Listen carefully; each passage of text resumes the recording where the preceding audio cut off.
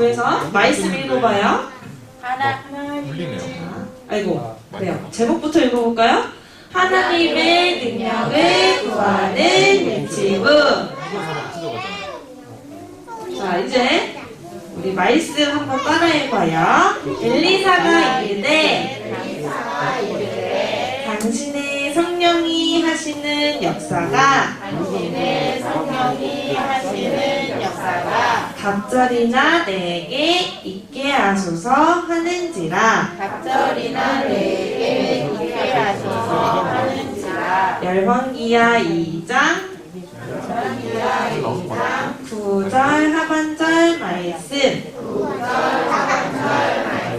아멘. 봐봐요. 이 사람이 누구냐면은 엘리사예요. 그러면은 이 옆에 있는 조금 더 늙은 할아버지는 누굴까? 엘리야 선지자예요. 엘리사 선지자는 이스라엘에서 가장 하나님의 능력을 크게 받은 선지자, 엘리야 선지자의 제자예요. 엘리사가 다른 많은 사람들처럼 세상에 좋아 보이는 거, 옷, 먹을 거, 돈 이런 거 쫓아가지 않고 이 엘리야 선지자를 쫓아갔어요. 왜 그랬을까요? 엘리야 선지자에게 임한 하나님의 능력이 나에게 필요한 것을 깨달았기 때문이에요. 하나님의 능력이 가장 좋은 것임을 알았기 때문이에요. 그래서 또 이스라엘 백성들을 진짜 하나님의 능력이 아니면은 살릴 수 없다는 사실을 알았기 때문이에요. 그래서 엘리야 선지자가 저렇게 하늘로 올라가는데 엘리사 선지자가 무엇을 구했어요? 갑절의 영감을 구했어요. 하나님의 능력을 구했어요. 저에게 우리 엘리야 선지자에게 주신 하나님의 능력보다도 2배나 더 많은 하나님의 능력을 주세요. 그래서 이스라엘 백성들을 살리게 해주세요. 기도했어요. 그 기도하고 하나님의 성령을 구한 엘리사 선지자는 어떻게 됐을까요? 갑절의 영감을 받고 도단성에서 이스라엘 백성들에게 하나님의 말씀을 전달하며 살리는 제자가 되었어요. 그런데 이때 이스라엘 나라 이웃 나라가 있었어요. 아람 나라가 있었어요. 아람 나라에 저 사람이 나아만 장군이에요. 나아만 장군은 어떤 장군이냐면은 힘이 엄청 세요. 그리고 돈도 많아요. 먹을 것도 많아요. 그리고 이렇게 하녀들도 있어요. 그런데 가장 높은 위치에 있었던 나아만 장군이 온몸이 피부가 썩어버리는 병에 걸린 거예요. 그래서 아무한테도 말할 수 없지만 속으로 끙끙 앓고 너무 힘들다 하고 있었어요. 그래서 나아만 장군을 옆에서 극진하게 모시던 이 이스라엘의 한 소녀가 이 소식을 알려줬어요. 하느님의 말씀을 알려줬어요. 이 이스라엘 소녀는 도단성에서 엘리사 선지자의 말씀을 듣고 살던 어린 소녀였는데 이 어린 소녀가 어느 날 도둑들한테 잡혀가가지고 이 아람 나라에 끌려간 거거든요. 그래서 나아만 장군 밑에서 일을 하고 있었던 거거든요. 근데 이 이스라엘 소녀에게는 하나님의 말씀이 있었어요. 그래서 우리 나라에 하나님의 능력을 가진 선지자 엘리사가 있는데 이 엘리사에게 가면 우리 나아만 장군님의 병이 완전히 나을 텐데 하나님의 말씀을 전해줬어요. 이 얘기를 들은 나아만 장군이 어떻게 했을까요? 에이 그럴 리 없어 안 가도 돼 했을까요? 아니에요. 그런가? 하나님의 말씀의 능력을 받으면 내가 병이 나을 수 있다고 하나님의 말씀을 믿고 따라가서 엘리사 선지자에게 찾아갔어요. 엘리사 선지자에게 찾아갔더니 이렇게 나아만 장군이 쭈뼛쭈뼛 이렇게 서가지고 엘리사 선지자님 나와주세요 했는데 엘리사 선지자가 나오지 않았어요. 나아만 장군을 만나러 오지 않았어요. 하인을 시켜서 말을 전해줬어요. 하나님의 말씀을. 강가에 가서 몸을 7번 씻으세요.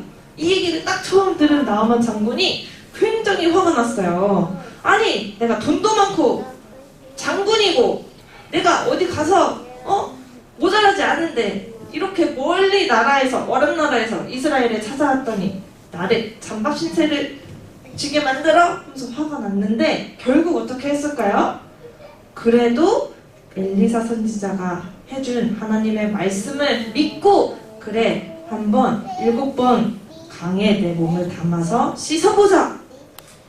따랐어요. 그래서 어떻게 됐을까요?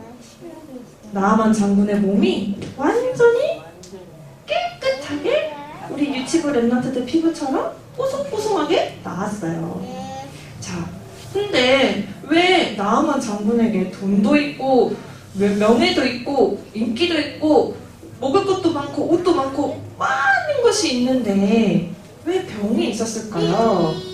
자, 원래 인간에게, 원래 사람에게 있어야 할 것이 없었기 때문이에요. 하나님이 에덴 동산에서 아담과 하와를 지으셨죠. 이 아담과 하와에게 무엇을 주셨어요? 말씀, 하나님의 언약의 말씀, 약속의 말씀을 주셨어요. 선악과를 바라보면서 나와 함께함을 기억해라 말씀을 주셨어요. 이 말씀이 있었던 아담과 하와는 맨 처음에 어땠을까요? 하나님의 말씀이 나에게 딱 있으니까 나에게 생명이 있구나, 하나님의 생명이 있구나, 이 사실이 느껴지니까 어때요? 너무너무 기뻐요. 너무너무 즐거워요. 너무너무 행복해요. 그래서 하나님이 주시는 말씀 가지고 생명이 내 마음속에 가득 넘치니까 하나님의 영광의 빛이 나에게 임해 있구나 라는 사실을 아니까 어때요? 하나님을 떠나는 것이 무엇인지 몰라요. 아무것도 문제가 되지 않아요. 병도 없어요. 그래서 이 하나님을 떠나면 얼마나 무서운지, 얼마나 두려운지, 얼마나 캄캄한지, 그 죄를 짓는 게 얼마나 무서운 일인지, 사단에게 붙잡히는 게 얼마나 무서운 일인지 알았을까 몰랐을까? 몰랐어요. 그래서 어느 날 하나님의 말씀을 점점 멀리 하다가 하나님의 말씀을 까먹고 이 선악과를 딱 따먹으니까 어떻게 돼요? 하나님을 떠나서 어두움에, 두려움에, 죄에, 무서움에 빠지게 됐어요. 죽음을 기다리게 되었어요. 그러니까 말씀과 생명과 빛이 있었던 사람은 행복하고 기쁘고 두려움이 없었는데, 그 말씀과 생명과 빛이 없어진 이 사람은 어떻게 돼요? 어둡고 두려워요. 그런데 하나님이 어떤 하나님이에요? 최고로 멋있는 하나님이죠. 우리를 너무 사랑하는 하나님이죠. 그래서 하나님이 가장 먼저 이스라엘 백성에게 다시 말씀을 주셨어요. 광야에서 다시 하나님과 함께 할 수 있는 방법을 주셨어요. 바로 뭐냐면은 성막 생활을 하는 거예요.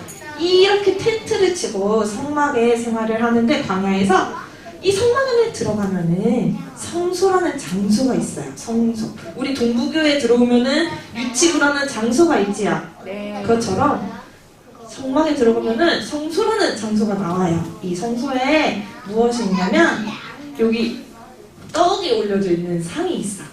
그리고 하나님의 말씀이 들어있는 언약궤가 있어.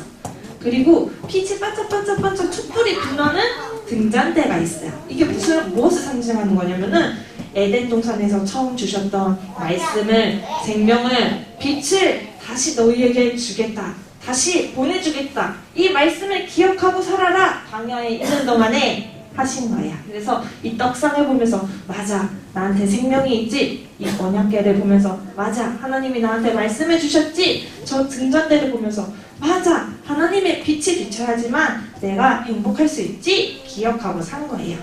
근데 이스라엘 백성이 광야를 지나서 어디에 들어갔어요? 가나안 땅에 들어갔어요. 가나안 땅에 딱 들어가서 이제 이 언약궤를 모실 성전을 지어야겠다라고 다윗 왕이 하나님의 말씀을 붙잡았어요.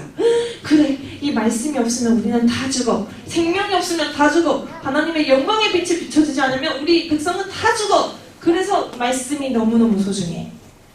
그래서 이 언약궤를 하나님 말씀 따라서 언약궤를 모실 성전을 딱 지었어요. 이게 다윗 왕에 이어서 아들이 솔로몬 왕이거든요. 솔로몬 왕이 지은 성전의 모습이래요. 이 성전 안에는 많은 것들이 들어있는데, 자, 그 중에서 아까 우리 봤었던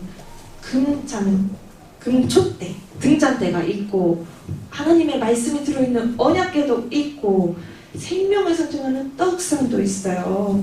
또 많은 것들이 있는데, 이 모든 것들을 통해서 어떻게 해요? 하나님을 예배하는 거예요. 이스라엘 백성들이. 여기에서만 예배를 드릴 수가 있었어요. 그래서 이 말씀이, 생명이, 빛이 다시 오지 않으면은 우리는 아직도 이 이스라엘의 솔로몬 성전에 가가지고 어떻게 해야 돼요? 예배를 드려야 돼요.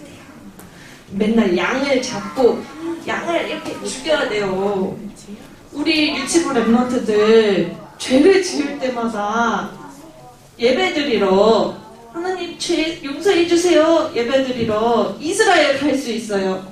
없지요. 엄마 말 잘 안 들을 때도 있잖아요. 근데 잘 안 들을 때 있는데 엄마 말 안 들을 때마다 가가지고 죄송합니다 주님 해야 된단 말이에요. 주일마다 동부교회에 오는 게 아니라 여기 이스라엘에 가서 예배를 드려야 되는 거예요. 그럴 수가 없죠. 더 많은 사람들이 이 하나님의 말씀을 받고 하나님의 생명을 받고 하나님의 빛을 받을 수 있도록 하나님이 약속대로 하나님의 말씀을 보내주셨어요. 그게 누굴까요? 몰라요? 예수 그리스도를 보내주셨어요. 이제 이 참 성소이신 예수님이 말씀대로 오셔서 또 이 하나님의 빛으로 모든 죄를 사해 주시고 또 다시 살아나셔서 우리 유치부 랩런트들에게 생명을 주신 예수님이 내 마음속에 들어오셨지요. 그래서 우리는 이제 언제 어디서나 하나님을 예배하고 하나님의 능력을 받을 수 있는 랩런트, 하나님의 자녀가 되었어요. 그래서 이 예수님을 마음에 믿고 영접한 하나님의 자녀에게는 성령 하나님이 마음속에 들어오시죠. 성령 하나님께서 내 마음과 생각과 내 영혼을 붙잡아 주세요. 나와 함께 하세요. 그래서 에덴 동산에 있었던 하나님의 말씀을 붙잡게 하시고 에덴 동산에서 누렸던 하나님의 생명으로 말미암아 행복하고 기쁘고 즐겁게 하시고 하나님의 영광의 빛이 내 안에 가득 넘치게 하심으로 이제 두려움이 없어요. 무서움이 없어요. 힘들어할 필요가 없어요. 그래서 우리 유치부 랩런트는 오늘 아까 전도사님이 유치부 예배 시작하기 전에 PPT가 안 나와서 우리 하나님의 능력을 구합시다 한 것처럼 우리 유치부 랩런트는 뭐만 구하면 돼요? 하나님의 능력. 하나님의 능력을 누가 주세요? 성령 하나님이 주세요. 그래서 우리 유치부 랩런트가 성령 충만 받으면 매일매일 이제는 내가 교회에서도 집에서도 유치원에서도 놀이터에서도 어디서든지 하나님 말씀 붙잡고 기도하면 이 성령 충만 받고 전도하면 어떻게 돼요? 세계복음화의 주인공이 되어요. 그래서 날마다 말씀 기도하면서 하나님께 하나님의 성령이 나의 안에 충만히 임하게 해주세요. 하나님의 능력이 나에게 충만히 임하게 해주세요. 나에게는 하나님이 주시는 힘만 필요합니다. 라고 엘리사 선지자처럼 고백하는 우리 유치부 랩런트가 되기를 바래요. 알았죠? 자, 우리 말씀 붙잡고 기도할게요. 기도합니다. 살아계신 하나님 아버지, 우리 유치부 랩런트들을 축복하여 주시니 감사합니다. 하나님이 원래 인간에게 주셨던 말씀과 생명과 빛을 이제 예수 그리스도를 통하여 내 마음속에 부어주시니 감사합니다. 날마다 말씀이 붙잡아지고 생명이 누려지고 하나님의 영광의 빛이 가득 넘쳐서 내가 가는 모든 곳에 흑암의 세력이 결박되어지는 세계복음화의 주인공 될 수 있도록 우리 유치부 랩런트들을 축복하여 주시옵소서. 하나님의 능력을 구하는 렘넌트로 자라나게 하여 주시옵소서. 예수 그리스도의 이름으로 기도합니다. 아멘.